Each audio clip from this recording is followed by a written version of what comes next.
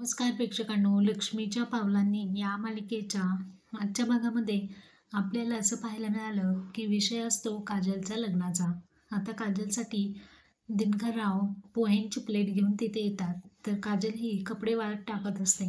तेव्हा दिनकरराव हळूच खूप प्रेमाने काजलच्या लग्नाचा विषय तिच्यासमोर काढतात. म्हणजे आता तिला समजावू लागतात की हे बघ बाळा, पूर्वी जे घडलं आहे ते घडलं आहे. त्याबद्दल पुन्हा पुन्हा त्या चुका उगारण्याची गरज नाही आहे. घडलेल्या प्रसंगातून शिकून आपण पुढे जाण्याचा नेहमी विचार करावा.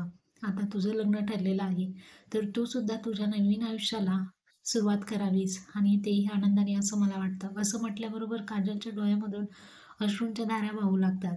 इकडे आता अनामिकाने सोहमला डिवोर्स पेपर मागितलेले असतात.